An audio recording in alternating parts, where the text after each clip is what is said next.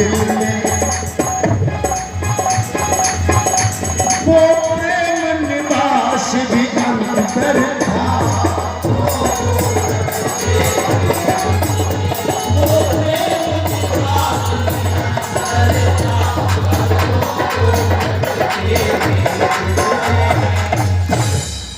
ऐसी भगवान की अलौकिक छवि, दिव्य छवि, इनके रोम रोम से सूर्य की तरह प्रकाश गिर रहा है। भक्त ध्रुव को प्रभु के किस तरह दर्शन प्राप्त होते हैं। उस नन्हे से बच्चे को भगवान ने उठाकर हृदय से लगाया, शीश पर हाथ का स्पर्श कर अविरल भक्ति प्रदान कर। जब तक बेटा ये दुनिया रहेगी, लोगों की जुबान पर तुम्हारा नाम, तुम्हारा सम्मान लहराता है। कोई परेशानी तुम्हें छू नहीं पाएगी और मरने के बाद की ध्रुव तारा के नाम से संसार में सम्मान करो। कोई मुसीबत तुम्हारे करीब पास नहीं आएगी। यही भगवान की कृपा का कमाल है। हंसाते हैं कि जीवन में कभी रोने वाला नंबर ही नहीं आता। प्रभु गले लगा लेते तो कभी तो रोने वाली बात ही पैदा नहीं होती।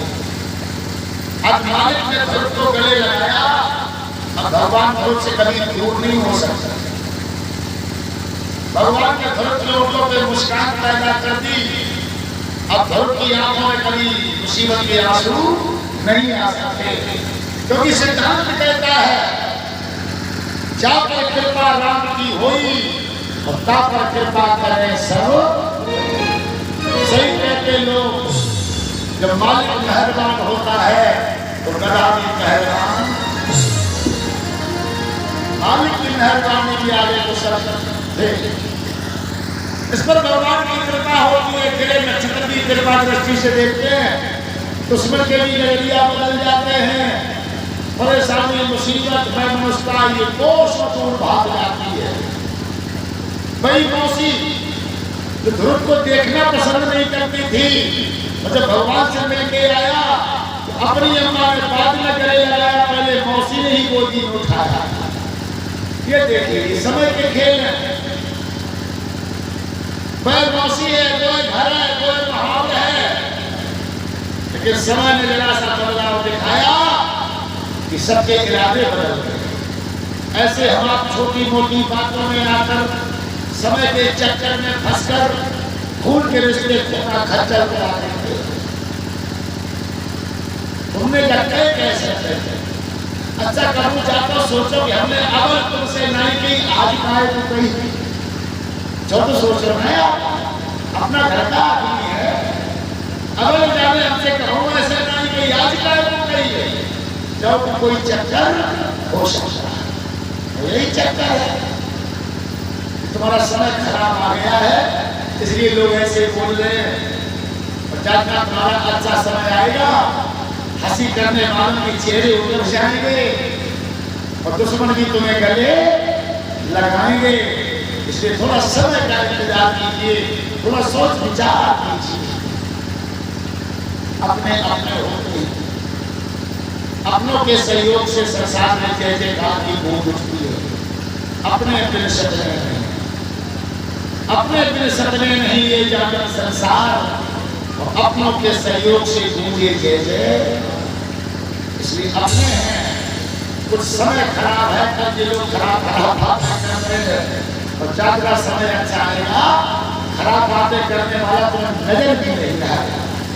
इसलिए समय की बलिहारी है, थोड़ा थोड़ा समय का ख्याल किया गया। यही भागवत की कथा के माध्यम से ध्रुव चरित्र हम आपको समझा रहा है।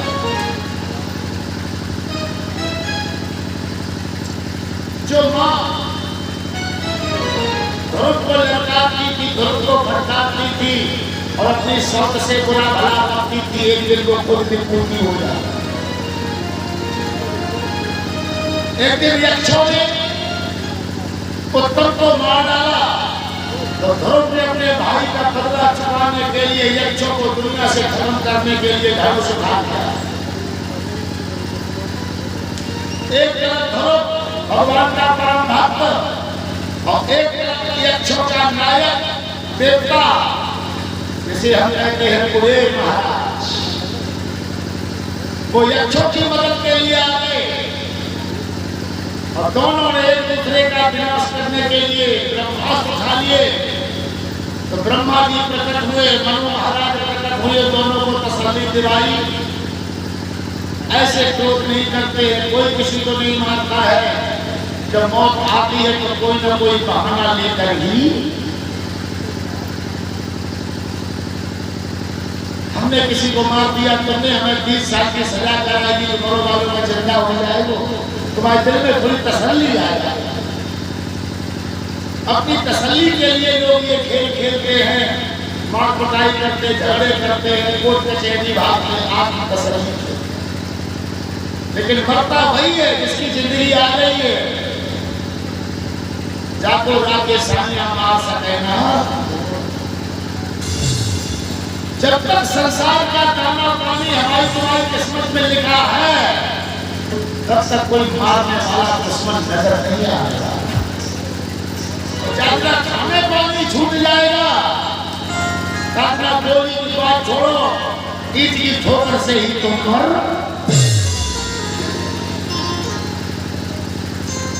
लेकिन लोग मरने से डरते हैं, और जबकि मौत निश्चित है।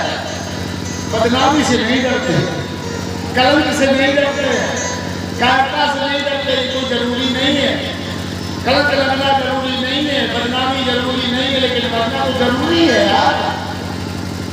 मरने से क्या करना है? अरे घर से जाओगे, कल ही दूसरे घर में आ जाओगे। 20 साल खेलोगे, खाओगे, काट खाओगे, मैदान में जंग में आ जाओगे। यही दुनिया मिलेगी, यही माहौल मिलेगा। घर के मम्मी पापा छुट जाएंगे, घर के मम्मी पापा ले जाएंगे, या के भैया भतीजे छुट जाएंगे, वहां के मिल जाएंगे। तो मरने से क्या डरना है यार? जितना प्यार घर वाले कर रहे, उतना प्यार घर वाले करेंगे। मरने से नहीं डरना है। डरना है तो कलंक से डरना है, कायरता से डरना है, बदनामी से डरना है। ऐसा ब्रह्मा जी ने समझाया था, तुम दोनों देव हो, तुम भगवान के भक्त हो, तुम्हारा कुछ नहीं बिगड़ेगा। ये कुबेर परम देव, इसका भी कुछ नहीं बिगड़ेगा। और अगर तुम लोग ब्रह्मास्त्र छोड़ दोगे तो दुनिया भस्म हो। कैसे भक्त हो जो दुनिया को बर्बाद कर रहे हो? अरे भगवान के भक्त को दुनिया की जय जयकार करते हैं, दुनिया की हरियाली खुशहाली को सलामत रखते हैं, दुनिया का हित करते हैं। अगर आप भगवान के भक्त कहलाना चाहते हो तो हरी भरी दुनिया को जलाने की कोशिश मत कीजिए। अपनी लगी मिटाने के लिए एक दूसरे को नीचा दिखाने की कोशिश मत कीजिए। मान ली बात फैसला हो। भक्तों को बिंदे को पाले गाते चलो, गोविंद गोपाले गाते चलो, गोविंद गोपाले गाते चलो।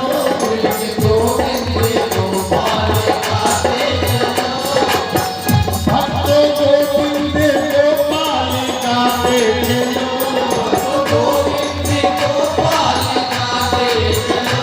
मिलके गोविंद गोपाले गाते चलो, गोविंद गोपाले गाते चलो।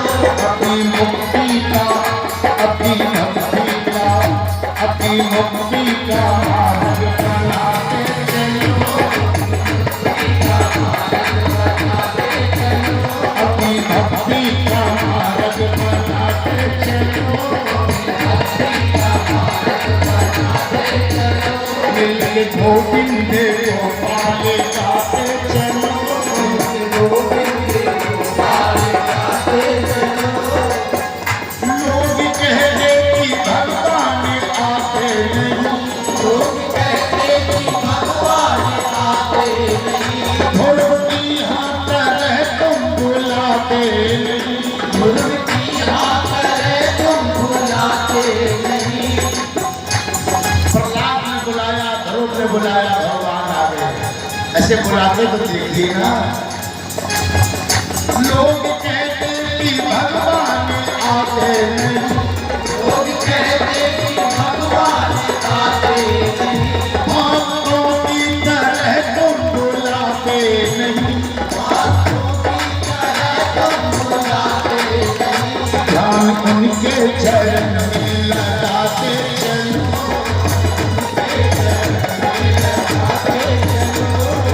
उनके चरण में लगाते चलो, अपनी मुक्ति का मार्ग बनाते चलो, अपनी मुक्ति का मार्ग बनाते चलो, मिलके गोविंद को पाले जाते चलो, मिलके गोविंद को पाले जाते चलो।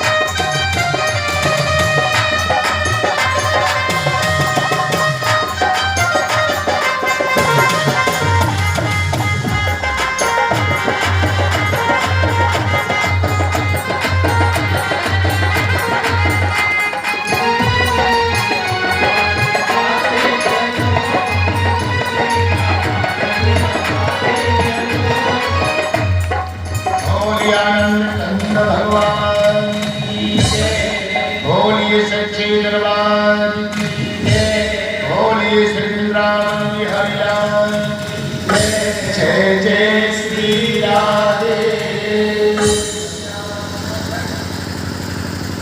शांति लगा देते हैं कि भगवान की कथा हम आप सभी को नाना भाव से समझाते हैं, कदम कदम पर हम आपको जीने की शिक्षा दर्शाते हैं।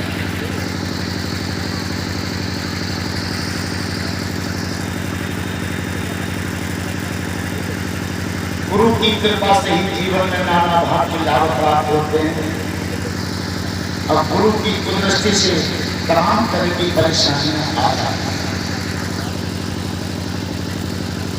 एक बार देवराज इंद्र ने अपने गुरु का आदर कर दिया, देव गुरु बृहस्पति जी ने अपनी कृपा को हटा दिया। जब गुरु की कृपा हटे तो दैत्यों ने कहा हमारे तुम्हारे घर में भी दैत्य है, ये परेशानी रूपी दैत्य, कलेश रूपी दैत्य, शाकनी डाकनी जिंद मसान भूत चुड़ैल हमारे गलियन में चक्कर काट रहे, उन्हें मौका नहीं मिल पाया घर में घुसने को, कहो घर में राम की कृपा बरस रही, कहो कि श्याम की बरस रही, कहो कि घर में देवी मैया की कृपा बरस रही, कहो कि घर में गुरु की कृपा बरस रही। तो गली में उचक के तो देखत और सुई आगे बढ़ जाती है, हिलो नहीं लगेगा, यहाँ तो कृपा बरस रही।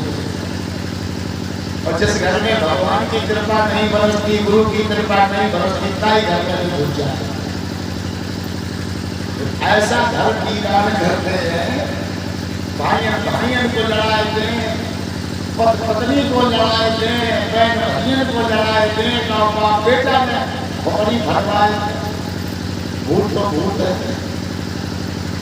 जब ये भूत अपने की नहीं होते तुम्हारे क्या हो, ना पदोदक कर तुम्हारा, ना वेद शास्त्र ध्वनि करता, सुहा सुधा कार बचता, हे संसार तुल्यान। जिस घर में वेद शास्त्र नहीं पढ़े जाते हैं, जिस घर में देवी देवताओं का पूजन नहीं होता, जिस घर में दान पुण्य के कार्य नहीं होते, वो संसार के समान। ऐसे घरों में भूत चुड़ैल घुस जाते हैं और घर की सारी व्यवस्था को ध्वस्त करते हैं। इसलिए घर में भाई किसी न किसी कृपा को तो बुलाना पड़ेगा। तो राम की कृपा बुलाओ या श्याम की बुलाओ या काली मैया की या दुर्गे मैया की या हनुमान जी की या गुरु जी की, काऊ की कृपा तो घर में आनी चाहिए, दान पुण्य की कृपा आनी चाहिए, पूजा पाठ की कृपा आनी चाहिए, परोपकार की कृपा कुछ तो आनी चाहिए।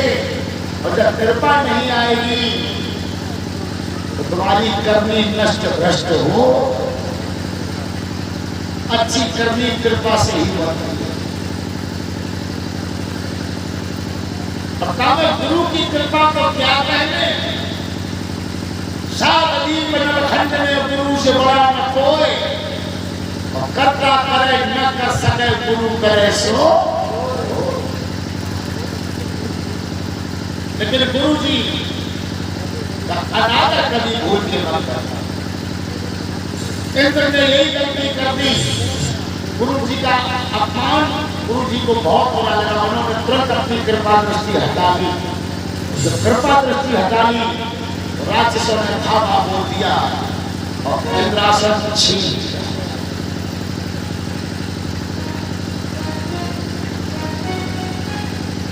देवता लोग राक्षसों को परास्त करने के लिए गुरु जी के पास गए। गुरु ने तो मना कर दिया।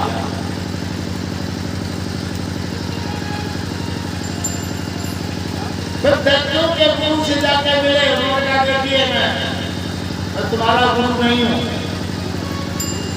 मैं दैत्यों का गुरु हूं, तुम हमारे दुश्मन हो, तुम्हारे गुरु की कृपा तुमसे हट गई।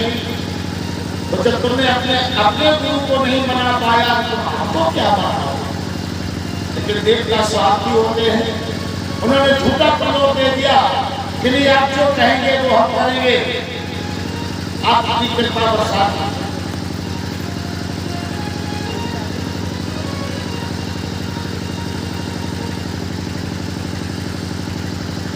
गुरु की कृपा प्राप्त होते ही राक्षस लोग हार जाते हैं। देवराज इंद्र ने देखा ये गुरुजी दैत्यों के गुरु हैं, ये चुपचाप हम लोगों से छुपा करके दैत्यों को भी भोजन देते हैं, लगता है ये कार्य तुम्हारे साथ अच्छा नहीं करते हैं। क्रोध में आकर के इंद्र ने उसको मार डाला। पृष्ठा का बेटा था शुक्राचार्य का नाम।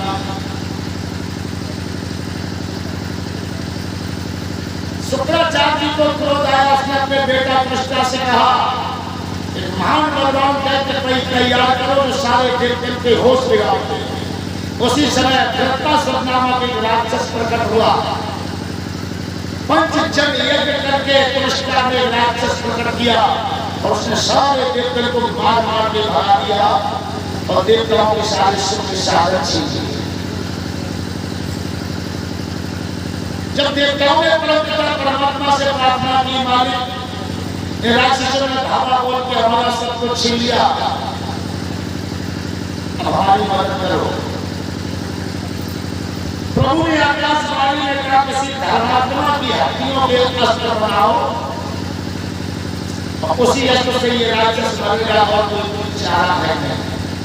उस समय धर्मात्मा इंसान ढूंढा गया तो सूर्यवंश में दधीच नामक इंसान था।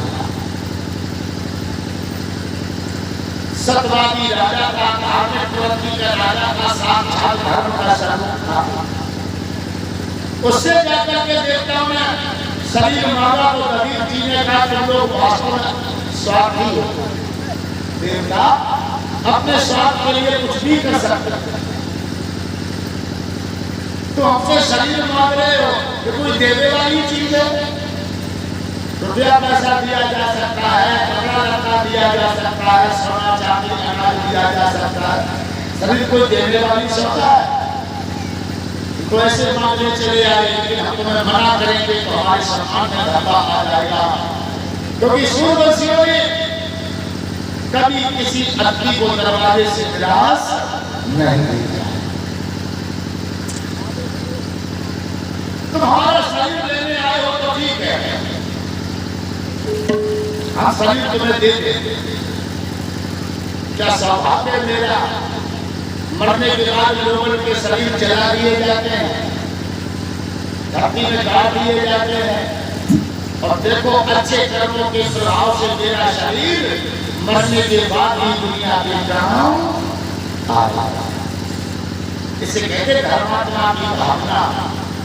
धर्मात्मा वास्तव में धर्मात्मा हो। आत्मा से भी करा होता है धर्मात्मा। धर्मात्मा कौन है? जो परिवार का पालन करता है। महात्मा कौन है? जो परिवार से दूर हो जाता है।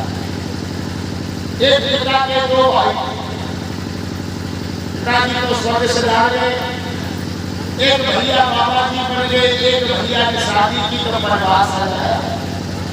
बाबा जी 30 साल बाद लौट के आए और छोटे भैया से कहा, कहाँ तू माया जाल में फंसा है? हमें दे, हमने करोड़ में बांध रही चीनी आ ले दिया गिरी। जहाँ केदारनाथ, बद्रीनाथ, गया, जगन्नाथ, काशी जहाँ ना जाओ, आना फ्री, जाना फ्री, और बहुत द्वारे ठहरे तो खाना भी फ्री। इसलिए आप भक्ति के राह में माया जाल में पैदा।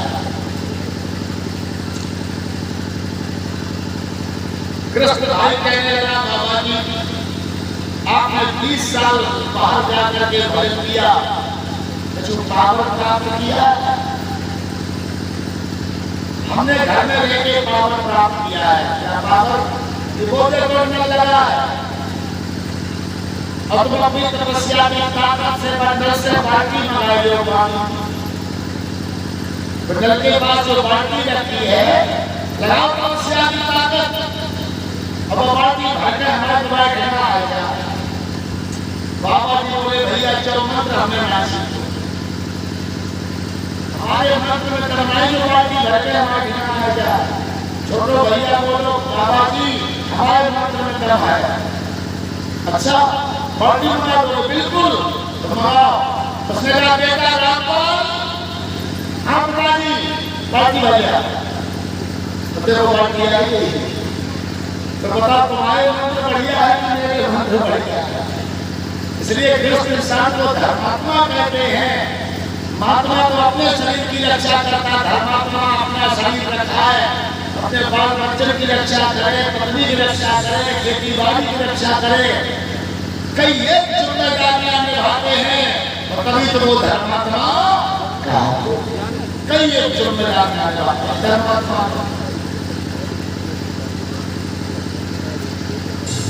इसलिए दलील जी धर्मात्मा थे। उन्होंने कहा, ये देखिए मेरा सौभाग्य कि मेरा शरीर बनने के बाद भी दुनिया के काम आएगा। तमाम लोगों के शरीर तो बनने के बाद चल जाते हैं, फूंक देते हैं, लोग जमीन में गाड़ देते हैं। ऐसा अपना सौभाग्य समझते हुए उन्होंने प्राणायाम के माध्यम से अपने प्राण छोड़ दिए, शरीर देवता लेकर स्वर्ग में पहुंचे। उनकी हड्डियों को शेषनाग की विशेष शक्ति द्वारा दबा दबा के मजबूत किया गया था। दो धनुष बने, एक अजगर, एक सारंग। अजगर धनुष भगवान भोलेनाथ को दिया गया, सारंग धनुष भगवान त्रिलोकीनाथ विष्णु को दिया गया। एक वज्र और बना इंद्र को दिया गया, एक बाई हड्डी की पसलियां और बनी। लोग ऐसी पसली बजी, वृंदावन पसली बजी, कोहे की नौक हो। अच्छा क्या पसलियां भगवान कन्हैया ने कहां से खरीदी कुछ पता है?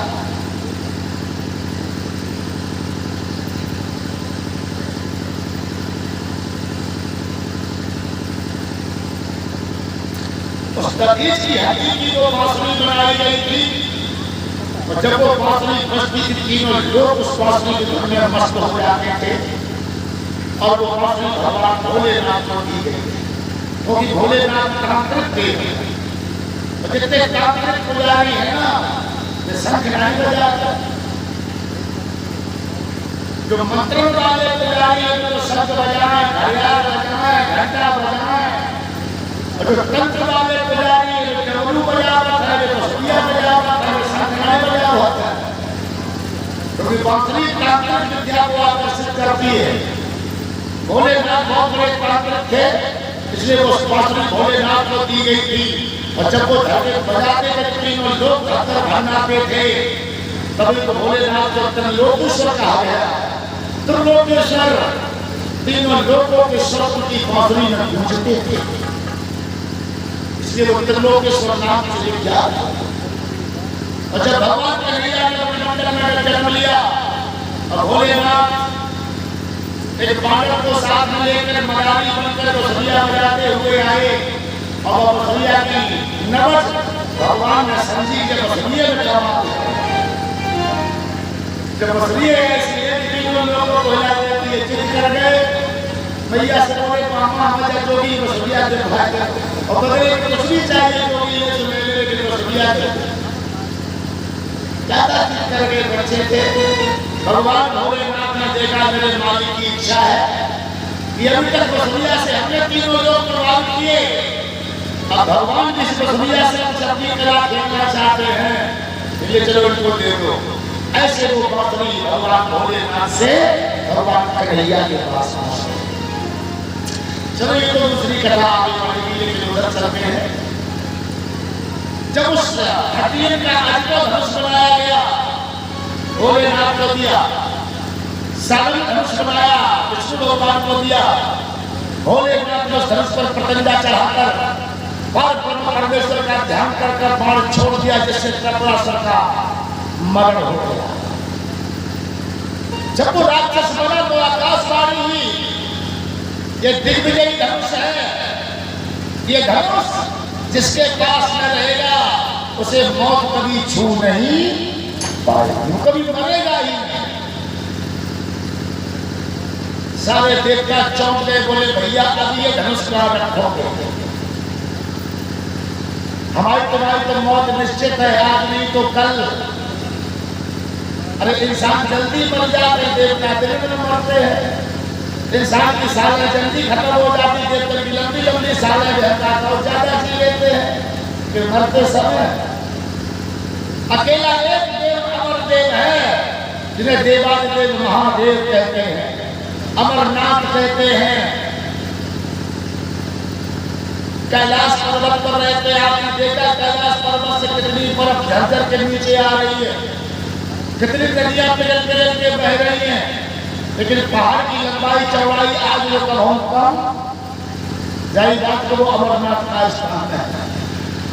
इसी बात का वो अमरनाथ का स्थान है। कितनी बर्फ पिघल पिघल के नीचे आती, चारों ओर नदियां बह रही हैं, लेकिन पहाड़ की लंबाई चौड़ाई आज लोग कम नहीं भाई, उतनी रहती है। वही भोलेनाथ का पावन स्थान है, इसलिए भोलेनाथ को भी लोग अमरनाथ कहते हैं।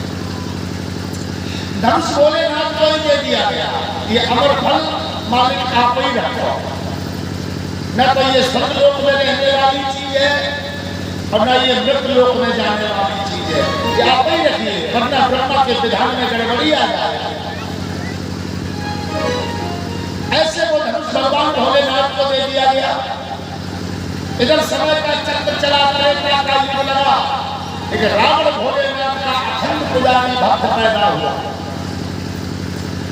पूजे उजे सिर सुमन चढ़ाई, भोलेनाथ की जो विद्या थी, तंत्र की विद्या, मंत्र की विद्या, और रावण ने भोलेनाथ से प्राप्त की, अपनी खोपड़ी काट काट के चढ़ा। बेल पत्र धतूरा तो हमो तुम चढ़ा, कामर हमो तुम चढ़ा। रावण ने ये चीजें चढ़ाई से चढ़ाई, अपनी खोपड़ी तक काट काट के चढ़ाई, और भोलेनाथ से तंत्र और मंत्र दोनों विद्याएं प्राप्त। रावण भी बहुत बड़ा तांत्रिक था, साधनी डाकनी लगे साधन पे नाचती थी, क्योंकि वो भोलेनाथ की विद्या उसके पास में थी। भगवान भोलेनाथ को प्रसन्न कर तंत्र मंत्र की विद्या प्राप्त की, और सारे विश्व में नंबर 1 का विजयी घोषित हुआ। भुजबल विश्व बस कर राखे से को न स्वतंत्र, मंडलीक मन रावण राज करे निज मंत्र। समय चक्र को भी उसने बांध लिया, क्योंकि महाकाल का चेला है भाई, तो समय भी वही करता है जो रावण कहता है। सारे देवता उसके अधीन हैं। उस रावण ने एक दिन देखा कि हमारे गुरुदेव के पास अमर फल रखा है, और ये अमर फल अगर हमारा लंका में पहुंच गया तो दुनिया मरेगी लेकिन हम नहीं मरेंगे, दुनिया बदलेगी लेकिन लंका का सौंदर्य कभी नहीं बदलेगा। इसलिए हमको ये अमर फल ले जाना है।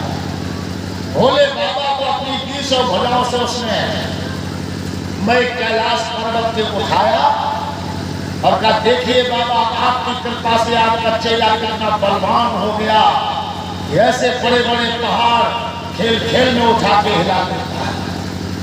भोले बाबा ने कहा, बेटा नीचे धर, नीचे धर। ठीक है, तुम हमारे बड़े प्रिय शिष्य हो, हमने तुम्हारे सारे अरमान पूरे कर दिए, अब तो कोई दिल में तुम्हारे अरमान है। जब तक ब्रह्मा की सृष्टि का संचार है और बहुत तक का तुम नंबर 1 का सरदार है। रावण बोला, बाबा वैसे तो आपकी कृपा से सारे अरमान पूरे हो गए, लेकिन हम मरना नहीं चाहते, अमर होना चाहते हैं। एक काम करो, अपना ये धनुष हमको दे दो। भोले बाबा ने कहा, ये धनुष बेटा अमृत लोक में जाने वाली चीज नहीं है, बाबा दे दो। इसलिए आपको लोग महादेव कहते हैं। आपने अपने दरवाजे से किसी भिखारी को कभी निराश नहीं किया। सोने की लंका जब निशाचर वास कर रहे हैं, जब लंका भवानी के कहने से बनाई गई थी, क्योंकि पार्वती जब अपने मायके में जाती थी तो सखियां सहेलियां ताने मारती थी कि पार्वती, लगता है तुम्हारी ससुराल हमें तुम्हें कछु सुख ना दिख रहा हो, न घर है, न मकान है, न कोठी है, न आटा है, न गाड़ी है, न घोड़ा है, क्या सुख है तुम्हारे पास। पार्वती ने भोले बाबा से कहा, स्वामी मैं जानती हूँ धन धन बोले नाथ न तेरे कौड़ी नहीं खजाने में, लेकिन त्रिलोकी नाथ का सम्मान पाया आपने। मैं जानती हूँ कि आपके पास सब कुछ है, लेकिन हमारी सखियां सहेलियां हमें ताने मारती हैं कि पार्वती तेरे पास घर मकान भी नहीं है, पर्वतों के पास है, कोई जिंदगी है।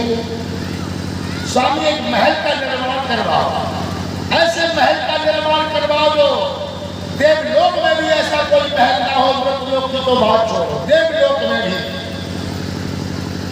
बोले बाबा, बोले भवानी, तुम्हारी सखियां सही कह रही हैं, महलन को सुख हमारी तुम्हारी तकदीर में नहीं है। हम जानते हैं जब हमारी तकदीर में नहीं है तो कोशिशों का नहीं करते। पार्वती बोली, नहीं मालिक, तुम करके तो देखो। बोले नाथ ने कहा, ठीक है, लेकिन मैं कहता हूं कि हमें तुम्हें महलों का सुख कभी नहीं मिलने वाला। तुम कह रही हो तो ठीक है। विश्वकर्मा को बुलाया और कहा, ऐसे सुंदर महल का निर्माण करो जो स्वर्ग लोक में भी ना हो, लोक की तो बात क्या। तो विश्वकर्मा आदि कारीगरों ने सोने की लंका का त्रिकूट पर्वत पर निर्माण किया भोलेनाथ महाकाल की। जाते पेड़ पौधे कभी मरने वाले नहीं है, सूखने वाले नहीं है। ऐसे सुंदर लंका का जब निर्माण किया गया तो मैं दानव भोलेनाथ के चरणों में आके गिरा और बोला, बाबा लंका हम गए थे। भोलेनाथ बोले, बोलिए भवानी, हमने कहा था कि महलों का सुख हमारी तुम्हारी तकदीर में नहीं है। अगर ये भक्त यहाँ से निराश लौट जाएगा तो महादेव वाला मेरा सम्मान मिट, तुम देव रह जाएंगे। लोग हमको देव कहेंगे, महादेव नहीं कहेंगे। महादेव इसीलिए कहते हैं कि हमारे घर से आज तक कोई भिखारी निराश नहीं गया। अब बताओ, तुम्हें पति को सम्मान प्यारो है कि महलन को सुख प्यारो है? बोलो। पार्वती जी ने तुरंत कहा, मालिक हमें तो आपका सम्मान प्यारा है, बाहर में जाए जो महलन को सुख दे दे जाए निशाचर, हमें नहीं चाहिए लंका, हमें तो आपका सम्मान प्रिय है। मैं भी छाती ठोक के कहती हूँ कि तुम्हारे तो हम लोगों के हैं देव, मेरा पति है महादेव। तो इसी सम्मान से समाज में मेरा सम्मान बढ़ता है। और भी देवियां इकट्ठी होती है तो कहती पार्वती वास्तव में तू किस्मत वाली है, हम लोगों को तो देव मिले खाली देव और तुम्हें तो महादेव मिले हैं। तो यही महादेव का सम्मान पार्वती को अच्छा लगा तो उन्होंने लंका उस निशाचर को दिलवा दिया। ऐसे लंका में राक्षस के हाथ में चल गए। आज वही बात रावण कह रहा है, बाबा ये धनुष हमें दे दीजिए, आपके यहां से कभी कोई अतिथि निराश नहीं गया। और भोलेनाथ ने भी सोचा अगर इसे मना करेंगे तो महादेव का सम्मान मिल जाएगा। तो उन्होंने कहा रावण तुमसे उठेगा नहीं, तो बहुत भारी है धनुष। रावण बोला बाबा जब हमने पूरा कैलाश उठा लो, जब तुम धरे धनुषों धरो तो तुमका उठेगा नहीं, आप कह दो उठा लेंगे तो उठा ले।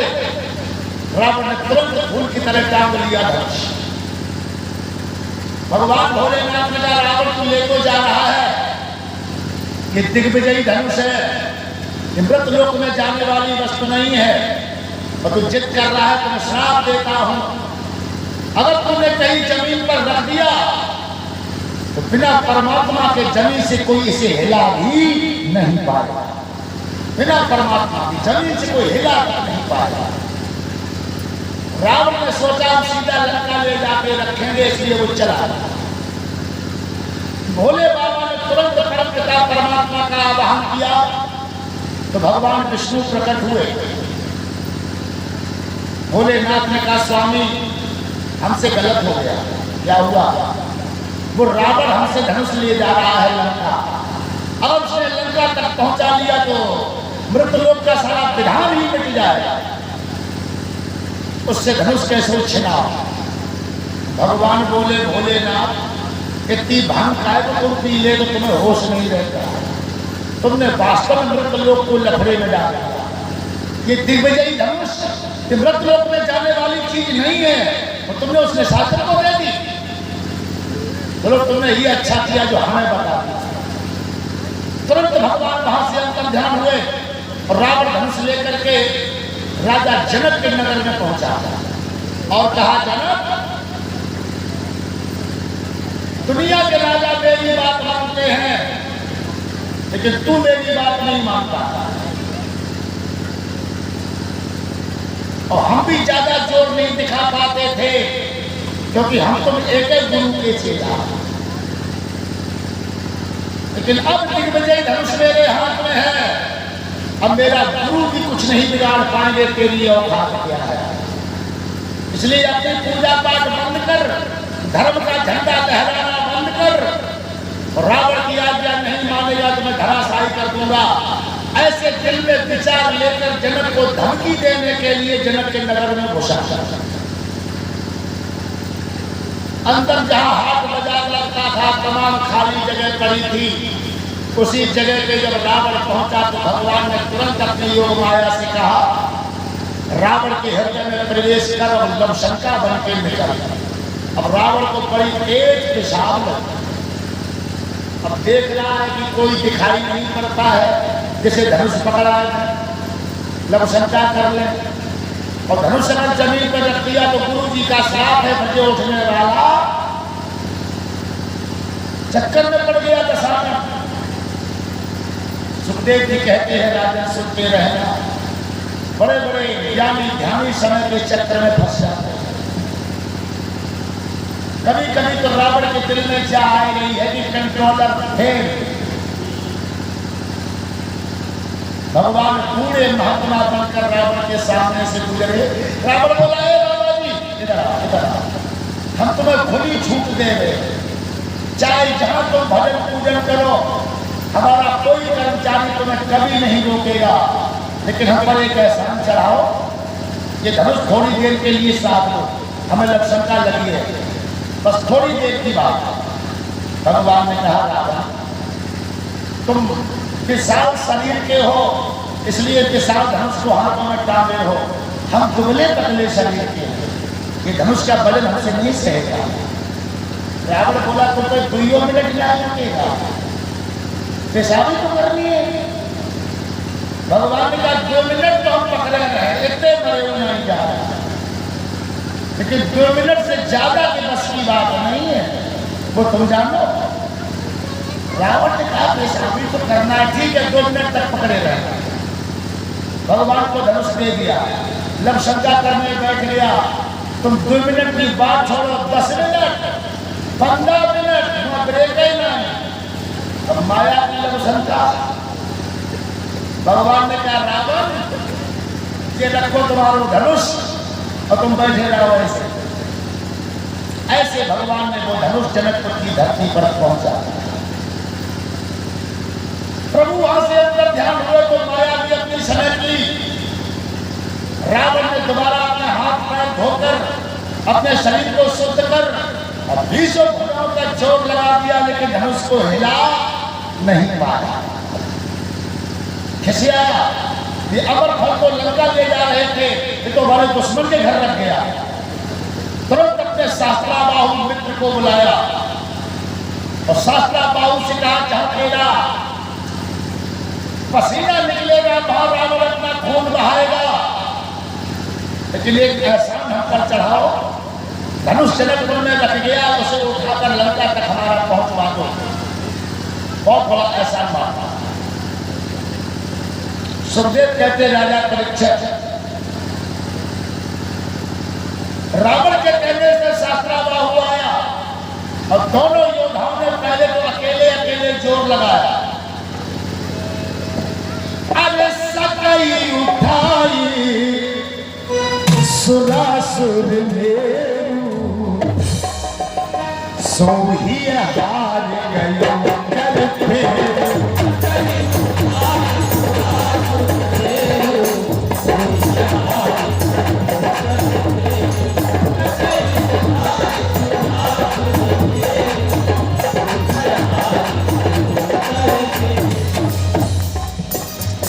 शास्त्राबाहु ने खेल खेल में सुमेर पहाड़ को उठा लिया था, आज धनुष के आगे पसीना फेंक दिया, लेकिन धनुष हिल नहीं रहा। किस्सा कई उठाए सुरासुर मेरू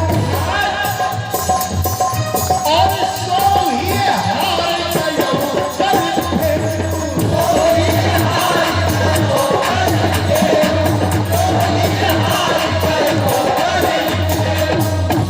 जिस रावण ने धनुष के साथ कैलाश पर्वत को उठा लिया था, लेकिन भोलेनाथ के श्राप से आज रावण भी नाकाम हो गया। अरे जय कौतुक से सैल उठा और सोई सभा पड़ा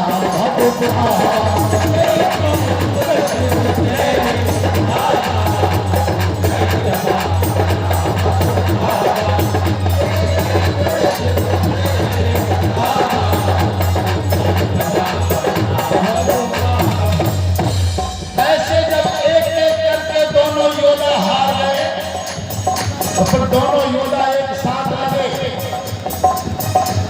जब भूप साहस दस एक ही पारा और लगे उठा बन कर विमला।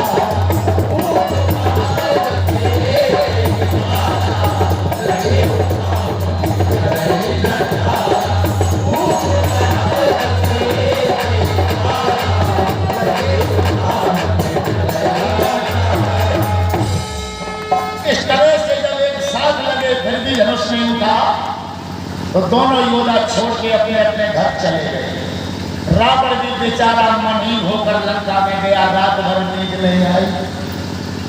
अमर फल अपने लिए लाया था, दुश्मन के घर में रख गया, तो अमर जनक हो जाएगा।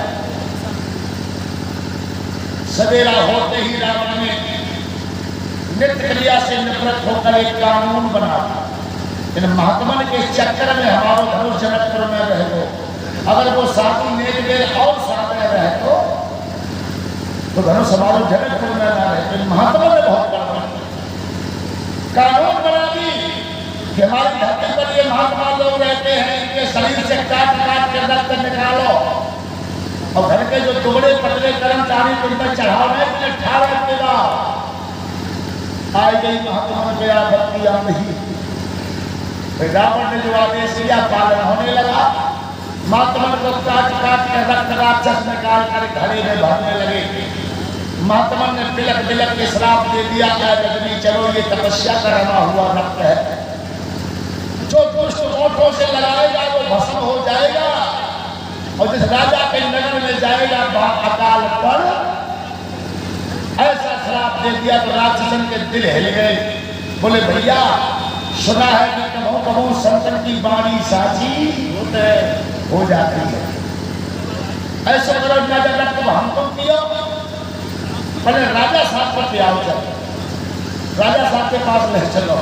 वो घड़ा भर करके राजा साहब के पास ले आए लंका में, और रावण से कहा महाराज ऐसे ऐसे हमने आपकी आज्ञा का पालन किया, महात्मा ने श्राप दे दिया कि जो पिएगा वो भस्म हो जाएगा, और जिसके नगर में रहेगा वहां अकाल पड़ जाएगा। अब बता मालिक हम क्या करें?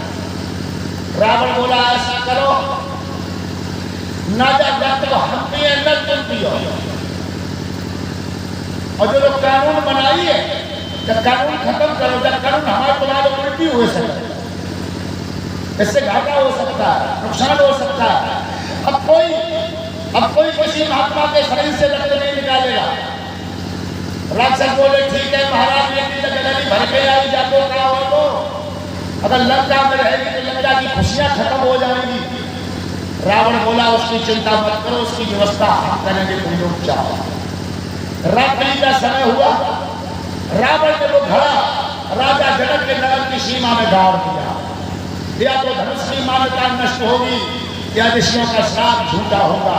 शक्तियां से शक्तियां लड़ा दी रावण।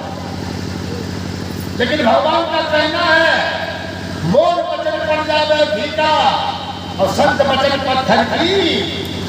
धनुष की मान्यता नष्ट हो गई और ऋषियों का श्राप साकार हो गया, मतलब जनकपुर में भारी अकाल आ गया।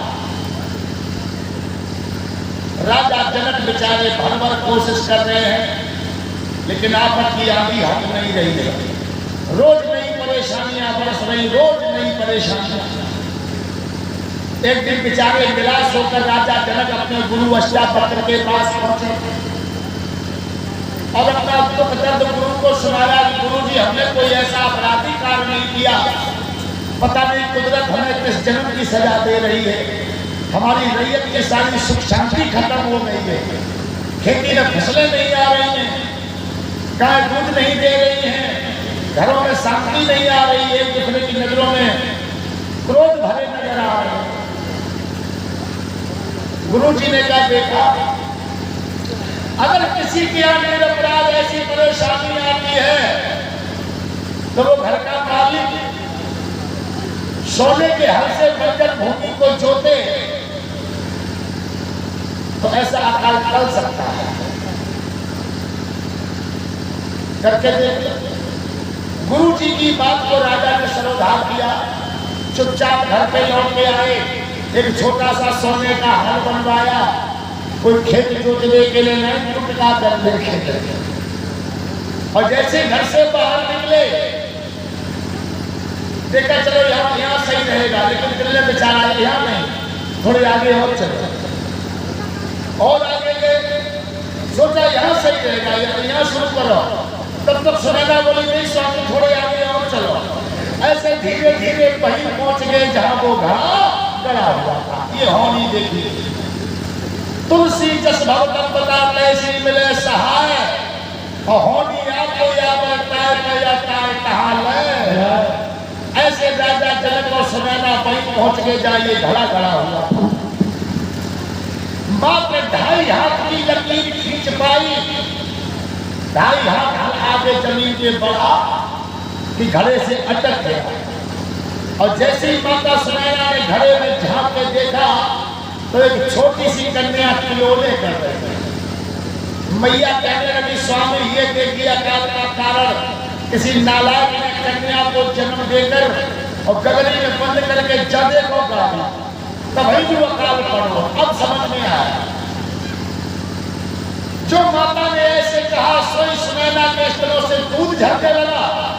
बोली साजन, अगर जब दूसरे की बिटिया होती तो हमारे स्तनों से दूध कैसे आया? जा हिसाब से तो हमें क्या कहो दूसरे की बिटिया ना लगे लगी। जनक जी ने कहा प्राण प्रिय, ये किसी दूसरे के लिए बिटिया हमारी है और धरती माता ने हमको दी है, अब इसका लालन पालन करना हमारा तुम्हारा परम कर्तव्य। उठा लो इसे गोद में।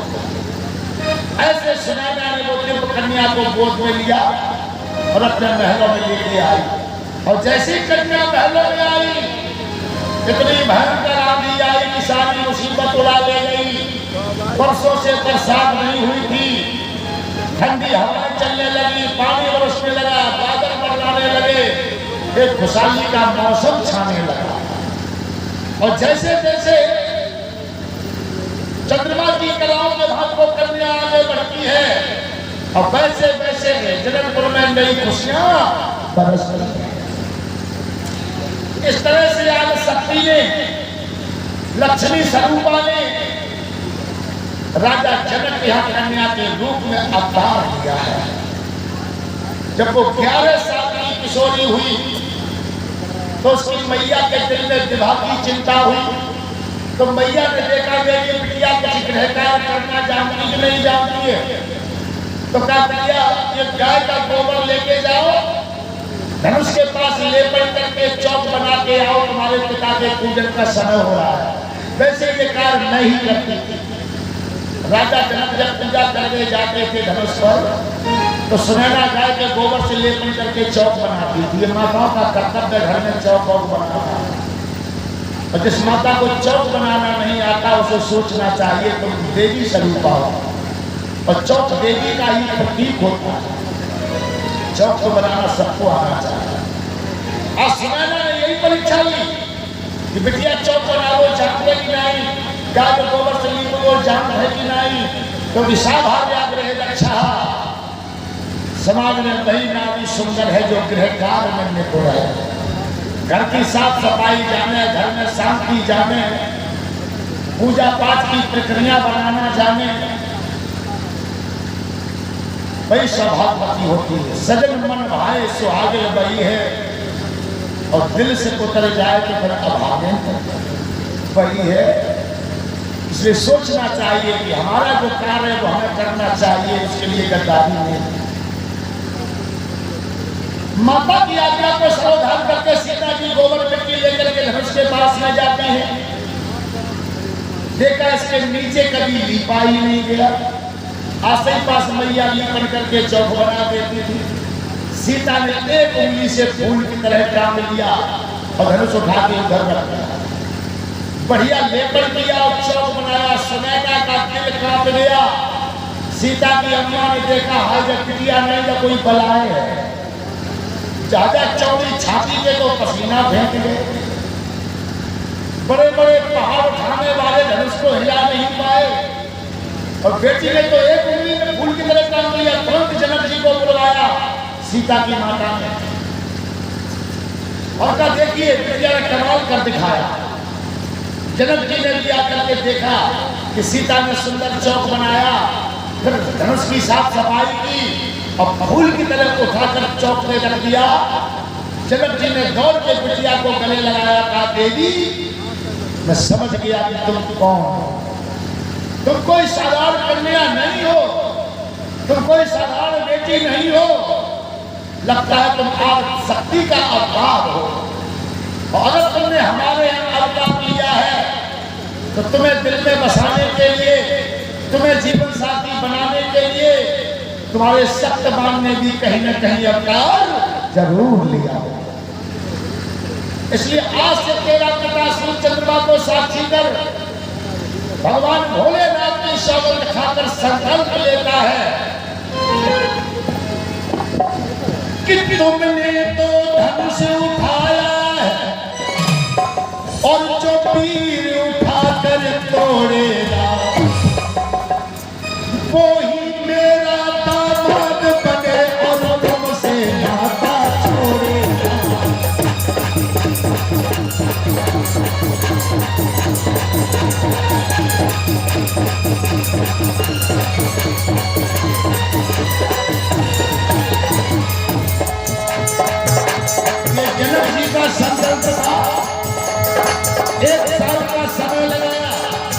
1 साल के अंदर ये कार्य होना है। तुमने तो धनुष उठाया है, जो तीर उठाकर तोड़ेगा वही मेरा दामाद बने और तुमसे नाता छोड़ेगा।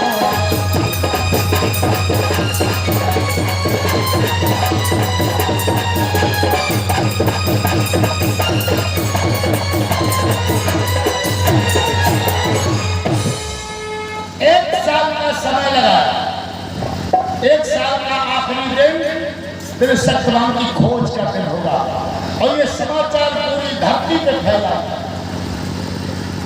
जिसने ये समाचार सुना, दीप दीप के भूपत नाना और आए सुन राजा जनक ने जो प्रण अपनी अपनी ताकत अनुमाने के लिए सब बिना बुलाए आ रहे हैं। जनक ने बुलाया किसी को?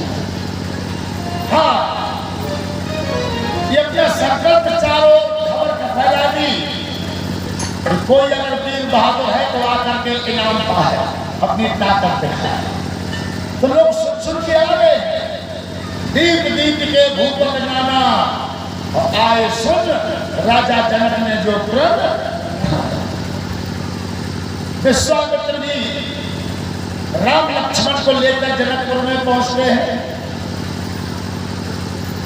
उस रंगशाला के अंदर बड़े बड़े सुंदर मंच चारों ओर, 14 से कंचन मंच विशाला और रचे जहां बैठे महपाला। सुंदर सुंदर मंचन पर राजा महाराजा जो बाहर से आए हुए थे विराजमान किए गए। फिर संत महात्मन को एक तरफ बैठाया गया, नगर के नर नारियों को एक तरफ बैठाया गया और बीचा बीच में मंच डालकर राम लक्ष्मण को विराजमान किया गया। सब मंचन ते मंच एक सुंदर बिसद विशाल और मुन समेत बंद दो बैठा रे मही पर। उसी समय किशोरी सीता भी अपनी सभी छटा को धारण करके रंगशाला में आई। तो रोज सीता को देखने वाली की अखियां खुली रह गई। हरदैया जब बिटिया इतनी सुंदर होने लगी जितनी आज लग रही है, क्योंकि राम भी अपनी अलौकिक छवि लिए बैठे हैं। राम जी कहते हैं दुनिया में ऐसा कौन है जो हमारी सुंदरता पर कुर्बान न हो जाए। तो राम जी अपनी सुंदरता को दिखा रहे हैं, तो सीता जी पीछे काय को रह जाए। वे अपनी अलौकिक छवि लेकर के आई। रंगे भूम जब सिया पगधार,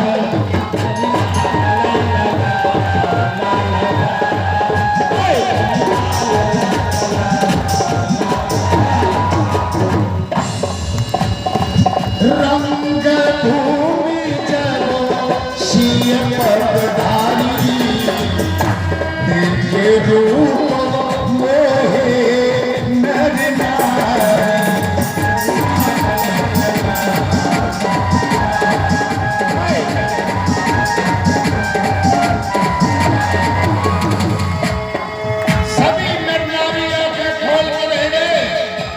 बिटिया इतनी सुंदर कभी ना लगी जितनी आज लग रही है। उसी समय राजा महाराजा ने देखा कि नगर के सभी नरनारी सीता राम की ओर देख रहे हैं, हमारी ओर कोई नहीं देख रहा है। ऐसा राम ने किया है, चलो देखो तो। जब वीर बहादुर ने राम को देखा तो राम महावीर के रूप में नजर आया।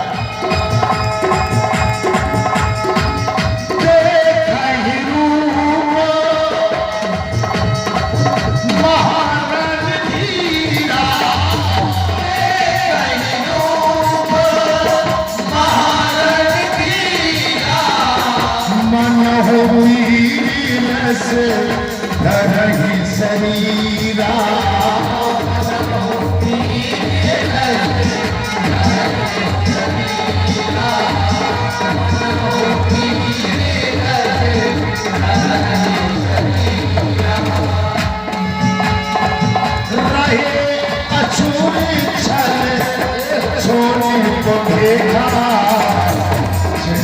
प्रभु प्रगटे काले श्याम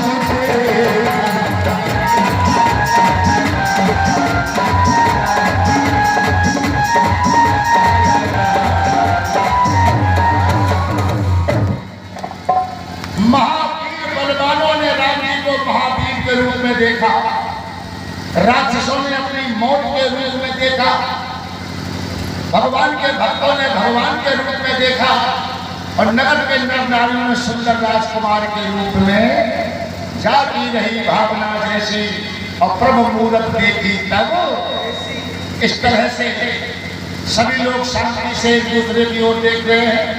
तब तक राजा जनक ने अपना संकल्प पत्र लिया और इस प्रबंधक से कहा, जाओ ये संकल्प पत्र राजा को पढ़ के सुना दो कि तुम लोग यहाँ क्यों आए हो, अपने आने का कारण सुनो। संकल्प पत्र लेकर के प्रबंधक समाज में पहुंचा, बोला सावधान, नेपालो महपालो भूपालो आप लोग जो यहाँ आए हो, हमारे राजा ने तुम्हारा जो भव्य सम्मान किया है वो किस लिए किया है जरा सुनो। कि ये महामहोत्सव समारोह, अब थोड़ी देर की बात है कि ये किस तरह राम धनुष तोड़ते हैं, किस तरह सीता को गले लगाते हैं। 5 मिनट के अंदर ये कथा होगी, शांति कथा कि ये महामहोत्सव समारोह राजा के प्रण का परिचय, अवसर है तीर परीक्षा का परिणाम परियनी।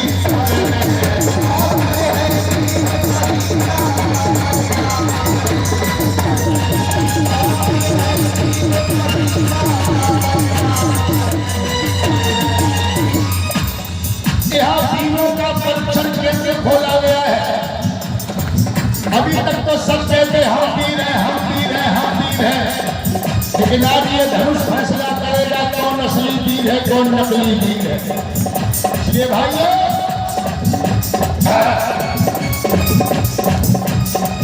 देखे वो कौन दिलावर है,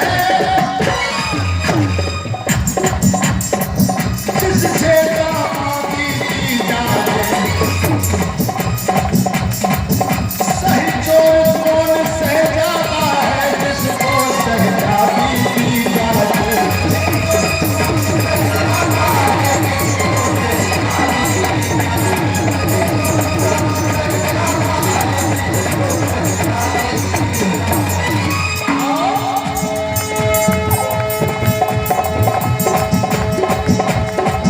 तीरों में कितनी हिम्मत है,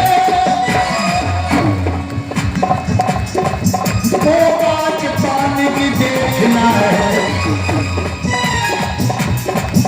किसमें हिम्मत, किसमें ताकत, किसमें मर्यादा देखना है।